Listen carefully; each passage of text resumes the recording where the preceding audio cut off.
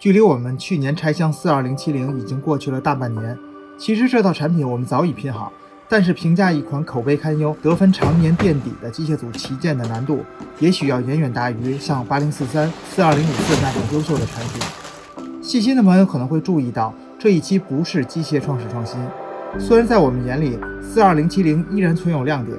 但我们也确实很难说服自己将这么一款争议产品划归到这个系列。评价一款乐高机械组旗舰是否足够优秀，创新性、尺寸、外观、功能、零件，包括零件种类、性价比等等，都是我们会关注的点。这些在我们之前的节目中都有提过，例如8043和8459那两期。所以今天就让我们以一种局外人的视角，重新客观地分析一下42070。作为在 Break Insights 上常年评分徘徊在及格线附近，且是评分最低的乐高机械组旗舰的42070，在这些维度上的表现究竟如何？大家好，欢迎来到专家号。2017年，在机械组诞生40周年之际，在无数乐高拥趸的期待之下，乐高发布了年度的旗舰产品，一辆天蓝色的6×6全地形拖车。蓝色的车身配有红色的保险杠、红色的随车吊和红色的支腿，在配色方面还比较新颖且令人满意。而这种深天蓝色面板本身就比较稀有，作为机械组40周年纪念款旗舰产品，自然少不了这块3孔的白色印刷孔梁。它被醒目地安放在车头保险杠正下方的车牌处，车头和车尾印有 TOW067 的蓝色贴纸。有人说这个和当年失踪的42067编号有关，怀疑42070原本的编号可能就是42067。也有人说过，这可能意味着和设计师的年龄有关。不管怎样，这个编号已经成为了一个谜团。而说起设计师，车头的标志 UW 标志着这又是一款乌的作品。13号面板作为车门的使用方式，也算是它的一个习惯性的设计。我们可以在42098运输车以及4204腰上看到同样的使用方式。作为旗舰，42070的尺寸非常给力，也许是迫于前一年巨大的42055斗轮挖掘机的压力，42070的车身主体要比42009和4204都大上不少。另外，6条霸气的泥地胎至少在观感上宣扬着自己全地形越野的身份。大花纹的黑色泥地胎第一次出现是在4204上，在之后的42081和42099上也出现过。黄色的轮毂则为沃尔沃御用，它同样出现在4230、4281、42114等沃尔沃的授权产品上。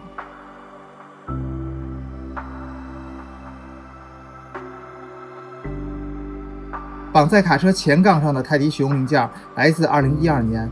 它已经演化成了一种文化符号，记录着40多年前那首同名的歌曲，以及歌曲背后那个让人心酸的故事。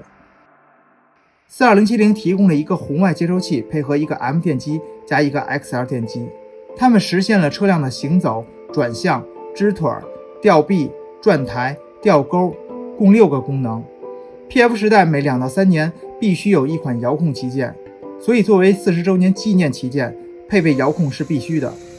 作为6×6的全地形拖车，6轮驱动结构提供了中央差速器，后2轴使用了整体桥结构，没有像42043那样提供避震器，但还是有一定的活动行程。但这个悬架也正是42070让人诟病的地方。作为40周年的旗舰产品，机械组玩家无疑对这款产品寄予了厚望。在机械组中，美式拖车很少，上一辆这种车也是在2006年设计的8285。虽然评价一般，但保值率到目前仍然是机械组的第1名。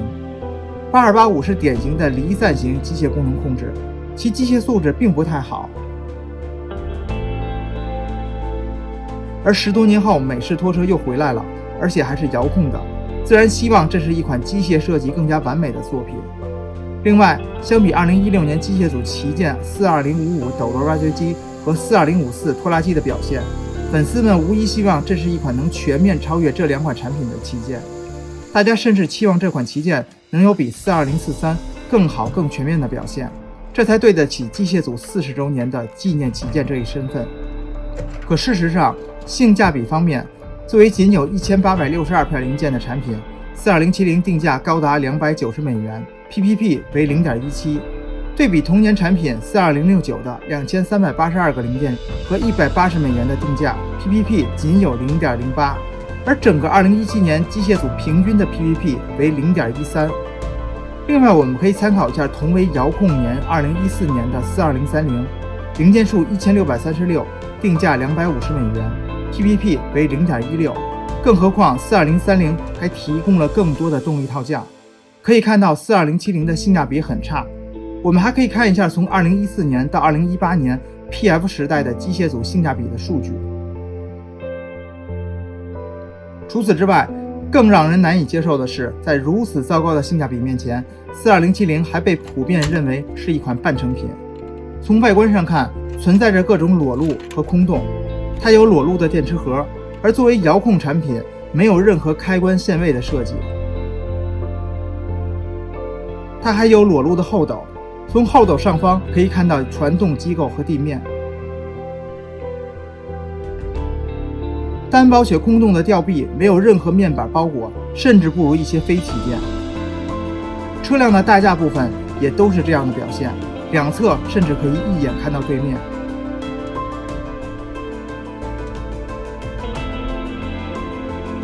驾驶室内的设计同样非常的简陋，车门连接松散，开关车门的时候，驾驶室内的方向盘甚至会连同前内饰板一起摇晃。令人期待的红外遥控部分虽是遥控不假，但却并不是全遥控，需要配合手动搬动开关才能完成3组功能的切换。要知道7年前的8043就已经实现了6路功能的全遥控，并且配有电动换挡功能，而3年前的42030也是全遥控。不仅如此，42070为了实现手动控制换挡开关的左右位置对称，用了连杆装置，这看起来是一个不错的设计，实际上却造成了手动切换开关需要使用很大的力气，而向上和向下的切换所需要的力度还不同，非常的费力而且生涩。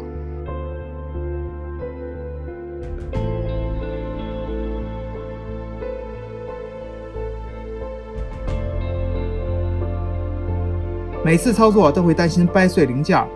当然弄损贴纸也只是时间的问题，这可以算是一个设计缺陷。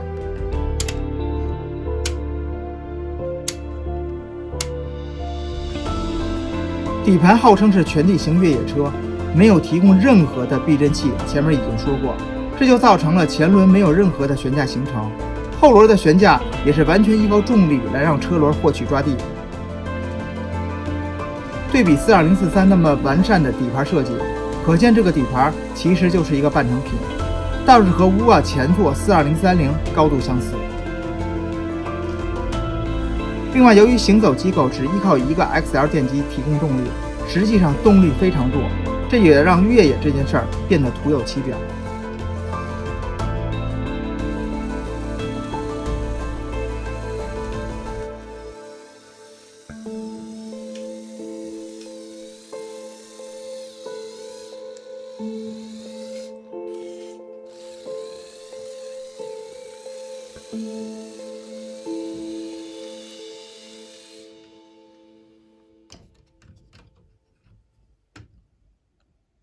以上列举了42070那么多看起来是半成品的缺陷，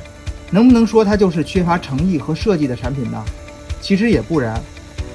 零件方面，42070引入了深天蓝色这种新的零件颜色，比如独享的深天蓝色的5×11锥形面板，后续被42077使用的5×11和3×11的同色面板，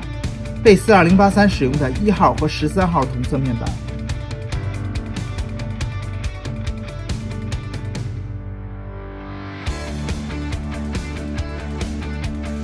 开创性的使用了齿条箱作为支腿，而且一次性就给了4个。这种用法后续被42078和42097复用。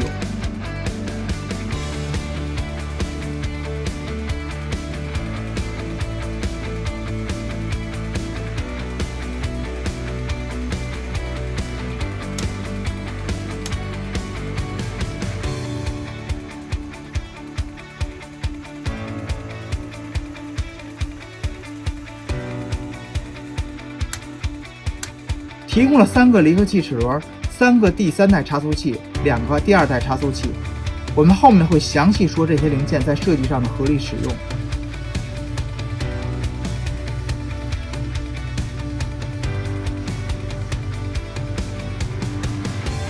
机械结构方面，也许有人会认为42070的转向没有使用4伏电机是一个巨大缺陷，但是在我们看来，这才是设计师最大的一个设计点。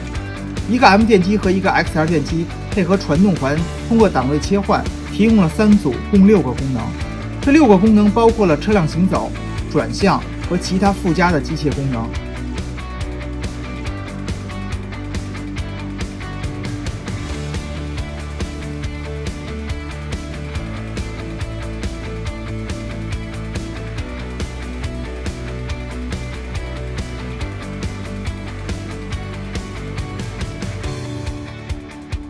这个设计中最大的妙用就是电机的复用。M 电机被用来设计为转向提供动力。上面提到的3个离合器齿轮的其中一个就被放在转向控制的传动路径上，避免转向时打齿。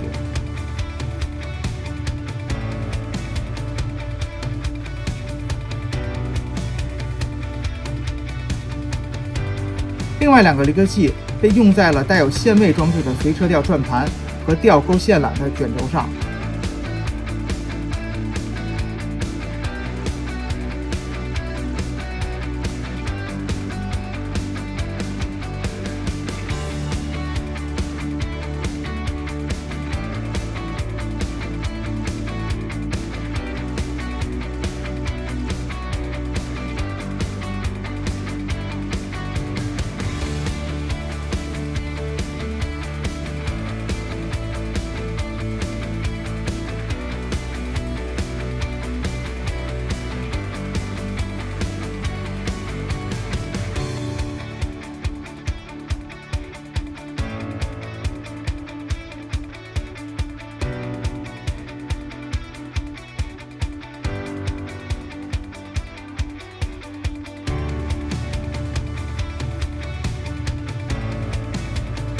剩下的2处功能，吊臂升降和支托伸缩都使用了线性执行器。这里又能看到乐高始终不愿为带有线性执行器的传动路径安放离合器。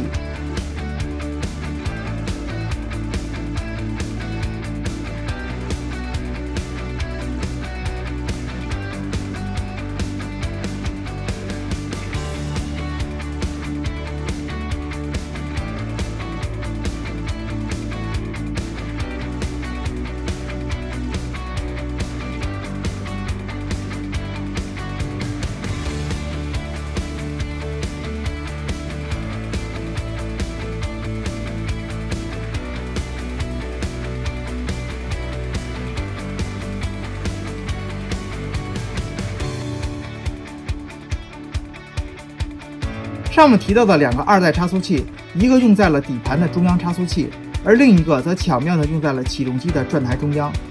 这里肯定有朋友会猜到结构大概率是和8258和8043两路传动过转台是类似的，只不过42070舍弃了使用传动环和带离合器的齿轮用于第2路动力的垂直传递，取而代之的是利用差速器零件可以使中央传入的十字轴与外部差速器合体形成转速差。合体代替了8043中那组由传动环和带离合器的齿轮上下相叠构成的传动路径。这就是始终没有退休的第2代差速器的另一种用法，同时也开创了第2代差速器的全新红色版本。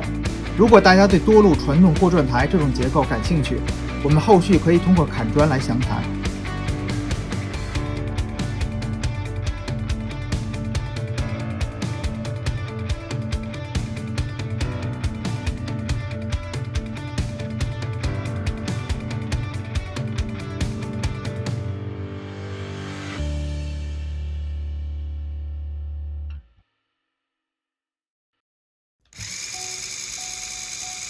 虽然42070的车身尺寸不小，但是核心传动装置都集中在了车身中间的部分。动力传递装置由于采用了2组传动环水平放置，动力可以向前向后传递，于是就有了可以断开电机控制的空档。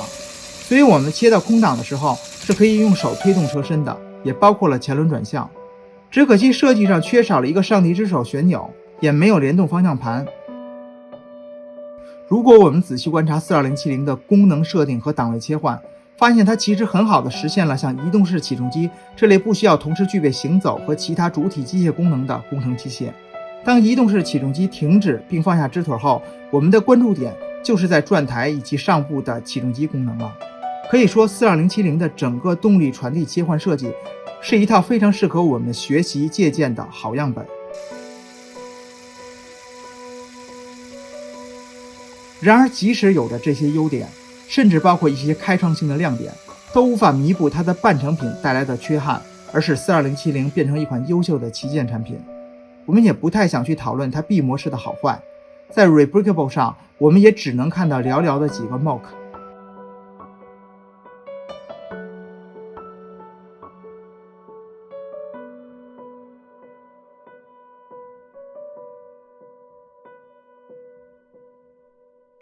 最后，我们根据8459那其中提到的几个维度，为42070尽量客观地打出一个分数，最终分数折算成100%就是66分，这其实与 Break Insights 上的分数非常接近。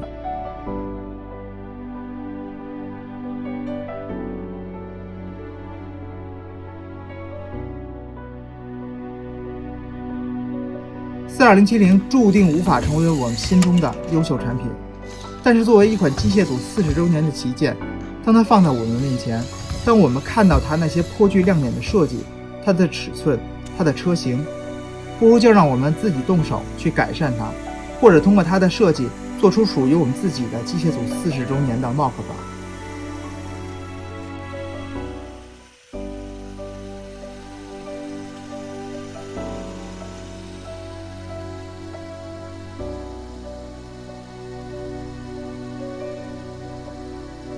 再不行，还可以关注专家号，看看还有什么其他更合适的选择。我们下一期再见。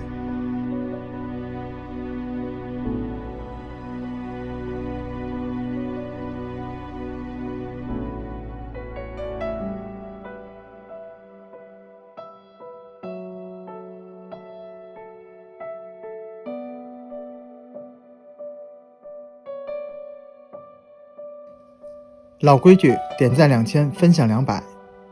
想不想看42069呢？